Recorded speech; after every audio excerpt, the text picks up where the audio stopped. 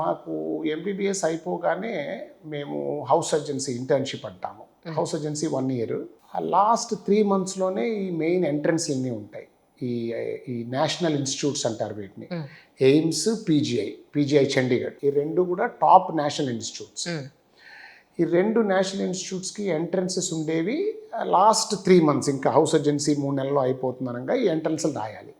So నేను వెళ్ళి Chandigarh entrance Chandigarh వెళ్ళి రాయాలి, ఎయిమ్స్ ఎంట్రన్స్ ఢిల్లీ వెళ్ళి రాయాలి.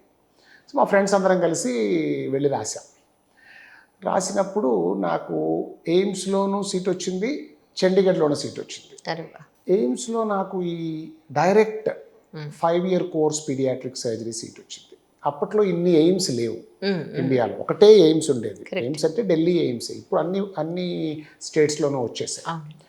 సో ఢిల్లీ ఎయిమ్స్లో ఈ pediatric surgery super speciality direct 5 year course మొత్తం సంవత్సరానికి దేశంలో ఒకటే సీట్ ఉండేది. 1 seat per year in the entire country. Right. ఇంకెక్కడా లేదు, ఎయిమ్స్లో కూడా లేదు, ఒకటే సీటు. రైట్. సో ఆ సీట్ వచ్చింది. తర్వాత ఎండి జనరల్ మెడిసిన్ సీట్ వచ్చింది ఎయిమ్స్లో. చండీగఢ్లో పీజీఐలో ఎంఎస్ జనరల్ సర్జరీ వచ్చింది. అందరూ ఒక సీట్ రావడానికే ఈ ఇన్స్టిట్యూట్స్లో చాలా కష్టపడుతుంటారు. నా అదృష్టం నాకు 3 సీట్లు వచ్చాయి. ఒక్కొక్కసారి అనుకున్న దానికంటే ఎక్కువ రావడానికి ప్రాబ్లమే. అప్పుడు నాకు అర్థమైంది ఎక్కడ చాయిస్ మనం తీసుకోవాలనేది చాలా కష్టం. It's very difficult choice. మా ఇంట్లో డాక్టర్లు ఎవరు లేరు. అది ఒక రకంగా లక్కీ అనుకోవాలి. ఎందుకంటే ఎవరైనా డాక్టర్లు ఉంటే నన్ను పీడియాట్రిక్స్ అయితే తీసుకొని ఇచ్చేవాడు కాదు.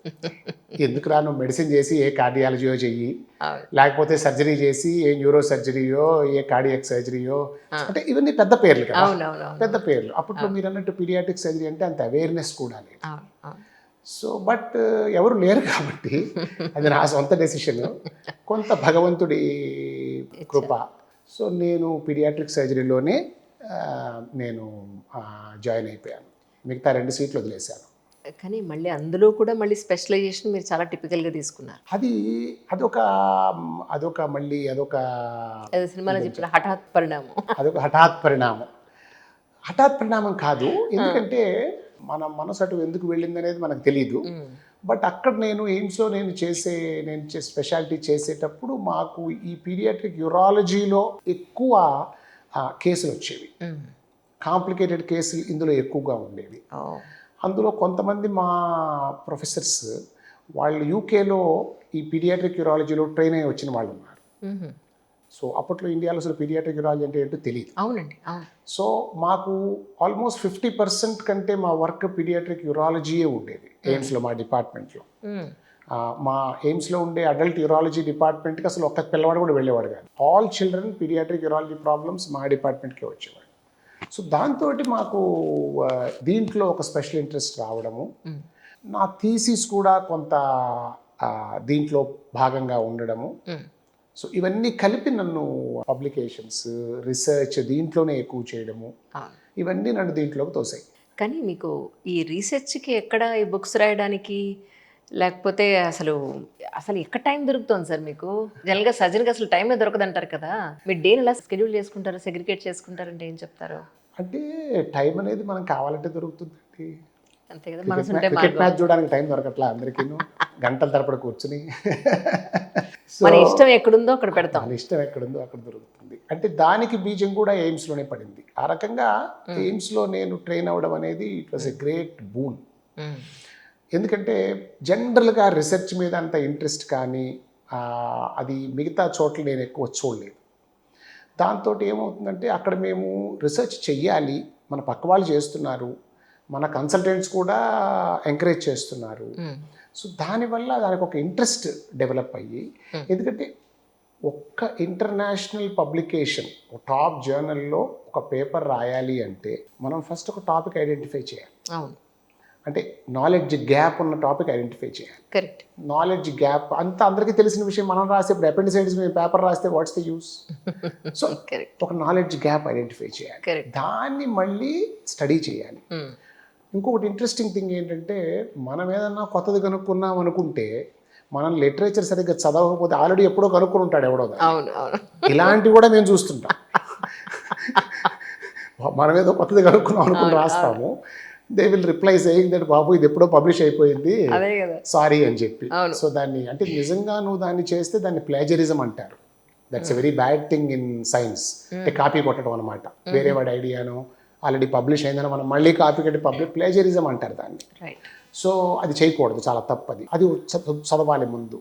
ఆ తర్వాత మనం దానికి డేటా అక్యుములేట్ చేయాలి, ఆ డేటాను అనలైజ్ చేయాలి, మళ్ళీ స్టాటిస్టిక్స్ చేయాలి. మన దగ్గర అంటే ఇప్పుడు వెస్ట్లో ఎలా ఉంటుందంటే వాళ్ళకి రీసెర్చ్ టైం అని కేటాయిస్తారు. ఇప్పుడు వాళ్ళకి నెలకు 5 రోజులు, వారానికి 5 రోజులే పనిచేస్తారు అవును. అమెరికాలో కానీ యూకేలో కానీ. డాక్టర్లు కూడా సాటర్డే సండే సర్జరీస్ ఏమన్నా ఎమర్జెన్సీ అంటే ఎమర్జెన్సీస్ ఉంటే డ్యూటీలో ఉంటారు, ఓకే. బట్ ఎలెక్టివ్గా 5 రోజులే పనిచేస్తారు. All right. సో 5 రోజులు పనిచేసినప్పుడు వాటిల్లో 1 రోజు 2 రోజులో వాళ్ళు రీసెర్చ్ డే అని పెడతారు మళ్ళీ పక్కన. ఆ రోజు వాళ్ళు క్లినికల్ వర్క్ చేయరు, సో వాళ్ళు రీసెర్చ్ వర్క్ చేస్తారు. మళ్ళీ అక్కడ రీసెర్చ్ అసోసియేట్స్ అని, రీసెర్చ్ అసిస్టెంట్లని, లాట్ మాకు స్టాటిస్టీషియన్ సపరేట్గా ఉంటారు. మేమే మెయిన్ రీసెర్చరు, మేమే స్టాటిస్టీషియను. సో మొత్తం అంతా చేసుకుని దాన్ని మనం ఆ జర్నల్కి పంపిస్తే ఒక ఎడిటర్ ఫస్ట్ చూస్తాడు దాన్ని.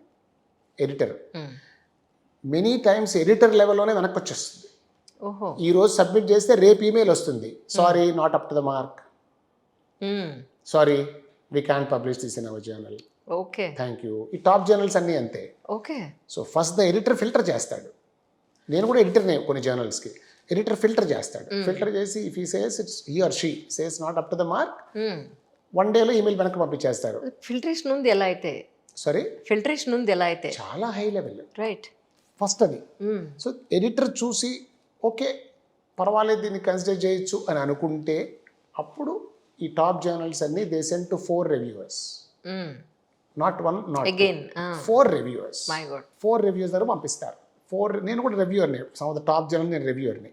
4 రివ్యూవర్స్ దగ్గర పంపిస్తారు. సో అంటే దోస్ రివ్యూవర్స్ ఎలా అంటే ఆ ఫీల్డ్లో చాలా ఎక్కువ రీసెర్చ్ వర్క్ చేసిన వాళ్ళ దగ్గర పంపిస్తారు. రైట్. ఆ 4 1 month టైం ఇస్తారు. యూజువల్గా most of the journals will give you 1 month time to review. ఓహో. 1 month టైం ఇస్తారు. ఓకే. ఇంకా వాళ్ళు లిటరల్గా మన భాషలో చెప్పాలంటే కోడిగుడ్డు కీకలు బీకుతారు. Right. They go very deep. Right. అంటే ప్లస్ ఇప్పుడు మనం కొత్త కాన్సెప్ట్ ఏదైనా రాసామనుకోండి, ఆ రివ్యూవర్కి ఆల్రెడీ ఆ కాన్సెప్ట్ మీద సదభిప్రాయం లేకపోతే రిజెక్ట్ చేసేస్తాడు. Got it. అంటే వాళ్ళ ఇండివిజువల్ ఒపీనియన్స్ కూడా ఉంటాయి కదా. అవును. సో ఇవన్నీ కలిపి ఆ 4 రివ్యూవర్స్ రివ్యూ చేసి రిపోర్ట్ పంపిస్తారు ఆ ఎడిటర్కి. అప్పుడు వాళ్ళు ఏమన్నా పర్వాలేదు కానీ చాలా క్వశ్చన్స్ ఉన్నాయి మాకు, ఈ క్వశ్చన్స్ అన్నీ మాకు సాటిస్ఫాక్టరీగా ఆన్సర్ చేసి మళ్ళీ పేపర్ని రివైజ్ చేస్తే మళ్ళీ కన్సిడర్ చేస్తామంటారు చాలాసార్లు. ఓహో. సో అప్పుడు అన్ని క్వశ్చన్స్ అన్ని ఒకదాని కూడా ఆన్సర్ చేసి మళ్ళీ పేపర్ని మాడిఫై చేసి వాళ్ళు ఎక్స్ట్రా డేటా అడిగితే ఇచ్చి అది చేసి మళ్ళీ పంపిస్తే మళ్ళీ సెకండ్ రివ్యూలో దే మే యాక్సెప్ట్. సో మొత్తం అంతా కలిపి ఒక 6 నెలలు పడుతుంది. All right. All right. It's not అది ఈజీ అయిన విషయం. అంటే మా డాక్టర్లోనే చాలా మంది ఏమనుకుంటారంటే వీడు పేపర్లు రాస్తున్నాడంటే వీడికి పెద్దగా వర్క్ లేదురా, వీడు ఊరికే కూర్చుని రాస్తున్నాడు అనుకుంటారు.